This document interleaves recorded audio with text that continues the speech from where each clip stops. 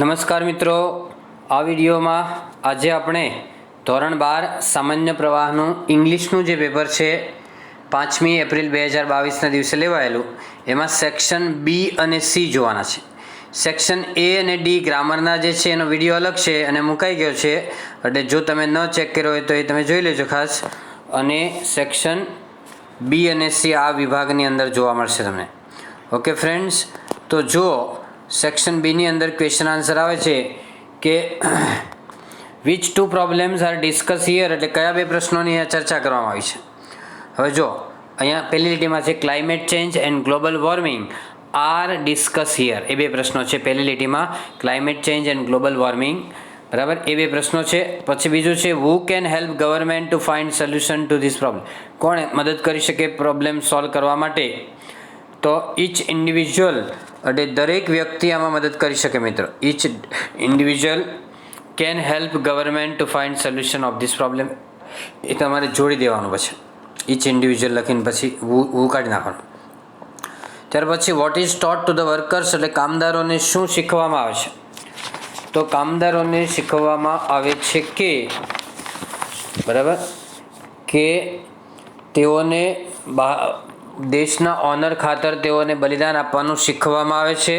તો they are taught that brave men die for their countries honour, બહાદુર માણસો દેશને માટે ફના થઈ જતા હોય છે એવું શીખવામાં આવે છે. પછી 22 છે કે what would be the consequences of war, એટલે યુદ્ધના પરિણામે શું થાય છે?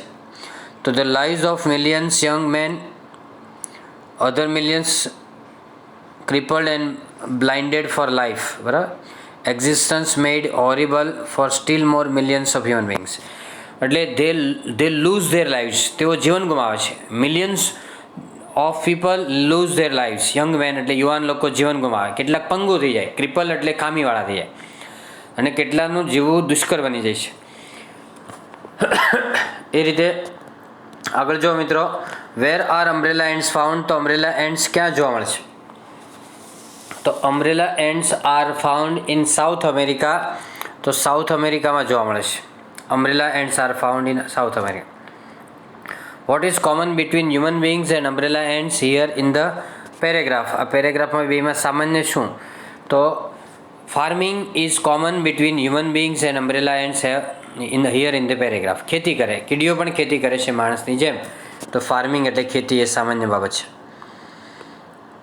વોટ વોઝ નાના સફરિંગ ફ્રોમ, એટલે નાના શેનાથી પીડાઈ રહ્યા હતા? તો નાના was suffering from dissociative personality disorder. Associate એટલે જોડવું થાય, ડિસોસિએટ એટલે છૂટા પડે, જુદું પડી જવું, એટલે વિચારો છે એ કનેક્ટ ન થઈ શકે, યાદ ન રહેવું. Nana was suffering from dissociative personality disorder. પછી નંબર 26 છે according to the doctor due to dash recovery from the disease was nearly impossible, એટલે શેને કારણે રિકવરી છે એ લગભગ અશક્ય હતી? તો નાનાની ઉંમર છે એ મોટી હતી, એટલે ઓલ્ડ એજને કારણે લગભગ રિકવરી શક્ય નહીં હતી. તો according to the doctor due to old age recovery from the disease was nearly impossible, લગભગ રિકવરી એ અશક્ય હતી. ત્યાર પછી આવે છે which blessing is the most useful according to the author, લેખકના મત મુજબ કયા આશીર્વાદ ઉપયોગી છે? તો વિચની જગ્યાએ કરવાનું headache. Blessing is the most useful according to the author, headache એટલે માથાનો દુખાવો, બરાબર છે. વોટ વોઝ ધ સબ્જેક્ટ, એમાં પણ એ જ આવશે. તો હેડેક વોઝ ધ સબ્જેક્ટ, એમ લખ્યું હતું કે he was suffering from headache, તો આ સબ્જેક્ટ હતો. He requested him to grant him a leave, તો આ સબ્જેક્ટ હતો. હેડેક લખો તો ચાલે. Headache was the subject of the first specimen letter writing that the writer learned at school. પછી ઇમોશન્સ એટલે લાગણીવાળા સવાલ જો કે how do overwhelming emotions affect you, કેવી રીતે લાગણીઓ છે તમને અસર પહોંચાડે છે? તો when emotions have taken you over it becomes nearly impossible to think clearly, બરાબર. Then it becomes very easy to make unwise decisions or agree to something which is not to your advantage. Unwise એટલે ડાપણ વગરના, એટલે મૂર્ખામી ભર્યા નિર્ણયો લેવાઈ જાય, બરાબર, જ્યારે લાગણી આપણી ઉપર હાવી થઈ જાય ત્યારે. નંબર 30 છે what helps you to see the current situation more clearly. વોટની જગ્યાએ તમારે બે શબ્દો લખવાના છે. કયા બે શબ્દો લખશો? ધ સ્ક્રીન એક્સરસાઇઝ લખજો. ત્રણ શબ્દો લખી નાખો. ચલો, the screen exercise helps you to see the current situation more clearly. Short note છે સોજર્નર સ્ટ્રગલ, બીજી છે મેજિકલ ઇફેક્ટ્સ ઓફ મંકીઝ ફો, બરાબર છે, અને ટોટલ બેમાંથી એક લખવાની આવી છે આ વખતે. ચાલો, એના પછી છે ફિલ ઇન ધ બ્લેન્ક્સ, એટલે ખાલી જગ્યા ભરો. એ તમને અંદર ઉપર આપેલી છે એમાંથી લખવાની છે વિધાઉટ બિંગ ટેંગલ અપ, એટલે ગૂંચવાયા વગર. ઇન ક્રાઇસિસ એટલે કટોકટીમાં, બરાબર. તો અહીંયા 33 આવે, ટેંગલ અપમાં 32 આવશે. One must proceed confidently towards his goal. That is the special characteristic of an optimistic. આશાવાદ એટલે ઓપ્ટિમિસ્ટિક. એન આર્ટિકલ છે ને મિત્રો, એટલે ઓપ્ટિમિસ્ટિક એક જ આવે, બીજું કાંઈ ના આવે. આશાવાદ માટેનો આ એક જ સ્પેશિયલ કેરેક્ટરિસ્ટિક એટલે વિશેષતા છે, લાક્ષણિકતા છે. ત્યાર પછી આજે પેરેગ્રાફ ઉપરના પ્રશ્નો છે એમાં જુઓ કે આફ્ટર રિટર્નિંગ વાળો પેરેગ્રાફ છે સલીમ અલીના, એના ક્વેશ્ચન આન્સર કરાવું છું. What job did Salim try to get, એટલે સલીમે કઈ જોબ મેળવવાનો પ્રયત્ન કર્યો હતો? તો એઝ એન ઓર્નિથોલોજીસ્ટ આખું સેન્ટેન્સ એમ લખવાનું કે સલીમ ટ્રાઈડ, ભૂતકાળ કરવાનો, TRIED. Salim tried to get a job as an ornithology with the geological survey of India, બરાબર. વાય વોઝ સલીમ રિજેક્ટેડ, એટલે શા માટે સલીમને રિજેક્ટ કરવામાં આવ્યા હતા? તો Salim was rejected since he did not have an MSc or PhD degree, કારણ કે તેની પાસે MSc અથવા PhD ડિગ્રી નહીં હતી. ત્યાર પછી આગળ જો having been rejected what did he decide, reject કર્યા થયા પછી તેણે શું નક્કી કર્યું? તો having been rejected he decided to study further to acquire eligibility for the job, તેણે નોકરી માટેની યોગ્યતા પ્રાપ્ત કરવા માટે ઉચ્ચ અભ્યાસ કરવાનું નક્કી કર્યું હતું. પછી was professor Stresemann, professor Stresemann કોણ હતા? તો પ્રોફેસર સ્ટ્રેસમેન એ હતા,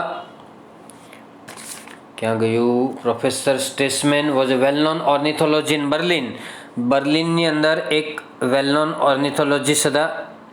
Stresemann was a well known ornithology in Berlin આવે. Stresemann was a well known ornithology in Berlin, જર્મનીનું પાટનગર છે બર્લિન, એમાં એક પ્રખ્યાત પંખીશાસ્ત્રી હતા. ત્યાર પછી ફૂલ ફોર્મ BNHS, એનું ફૂલ ફોર્મ શું છે? લાસ્ટ 2 લાઇનમાં જોઈ લો. Bombay natural history society is the full form of BNHS. Okay. ત્યાર પછી મિત્રો સમરીની અંદર યાદ રાખજો, એક I keep my tryst with Everest, Bachendri પાલનો એક લેસન છે કે જે પહેલું એવરેસ્ટનું આરોહણ કર્યું હતું. એમાં તમારે I keep my tryst with Everest એટલે પાઠનું નામ પણ ચાલે, લેફિંગમાં આવે છે.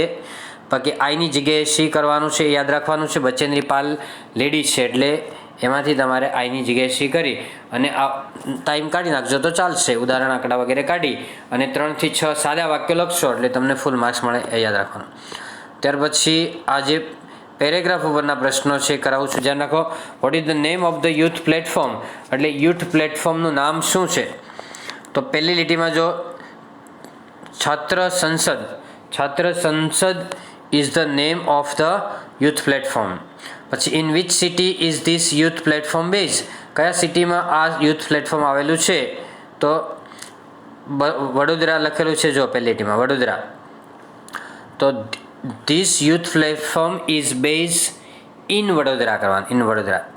પછી what programme was conducted by this youth platform, કયો પ્રોગ્રામ છે આ યુથ પ્લેટફોર્મ દ્વારા કન્ડક્ટ કરવામાં આવ્યો છે? 43 એટલે 43માં પ્રશ્નનો જવાબ કરાવજો, બરાબર. અહીંયા જો સેકન્ડ લાઇનની અંદર ઇન્ટરનેશન લીડરશિપ પ્રોગ્રામ, બરાબર, international leadership programme was conducted by this youth platform. પછી who is the founder of this youth platform, આના ફાઉન્ડર કોણ છે? બરાબર. તો આના ફાઉન્ડર જોઈએ નીચે છેલ્લી 2 લાઇનમાં, Krunal Sharma is the founder, president એમ કે તો ચાલે, પ્રમુખ છે.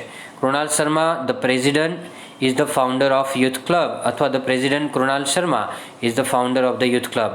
Which cities did the members travel to, તો ધ મેમ્બર્સ ટ્રાવેલ્ડ ટુ કરવાનું, ડીડ છે ને એટલે ભૂતકાળ કરવાનું, ધ મેમ્બર્સ ટ્રાવેલ્ડ ટુ. પછી ફર્સ્ટ લાઇનમાં જો અહીંયા જે બતાવું છું ફર્સ્ટ લાઇનમાં, દિલ્હી, લખનઉ, અયોધ્યા એન્ડ વારાણસી, બરાબર, એ લખવાનું છે. પછી આગળ જો what was the poet in the past, કવિ ભૂતકાળમાં શું હતા? તો આઈની જગ્યાએ the poet was a fashioner of swords એટલે તલવાર બનાવનાર હતા, બરાબર. ફેશનર એટલે બનાવનાર સમજવાનું. વેર હિઝ સ્વોર્ડ્સ યુઝ એટલે તેની તલવારો કઈ જગ્યાએ ઉપયોગમાં આવતી હતી. તો his swords were used in battlefields એટલે રણભૂમિમાં એ ઉપયોગમાં આવતી હતી. કઈ જગ્યાએ? રણભૂમિમાં. તો his swords were used in on 100 battlefields એટલે સેંકડો યુદ્ધભૂમિમાં કામ લાગતી. Find 2 words for the word shone. Shone એટલે ચમકતી હતી, એમાં ગ્લીમ્ડ આવે અથવા બ્રીમિંગ આવે આવશે. બરાબર છે, ચમકતું ઝળહળતું એના માટે. હવે આગળ જો પોઈમમાંથી પ્રશ્નો છે. Where is the fish swimming એટલે ફિશ કઈ જગ્યાએ તરી રહી છે. The fish is swimming in the stream એટલે ઝરણામાં તરી રહી છે. The fish is swimming in the stream. How is the song કેવું છે? The song is everlasting એટલે કાયમી છે, પરમેનન્ટ છે, યુનિવર્સલ છે, સાર્વત્રિક છે. What is the fish not able to do? માછલી શું કરી શકતી નથી? યાદ રાખજો. The fish is not able to hear એટલે સાંભળી શકતી નથી, અને એન્ડ સી એટલે જોઈ શકતી નથી. બરાબર? કેમ ખબર પડી? તો બ્લાઇન્ડ એટલે આંધળી છે અને ડેફ એટલે બહેરી છે.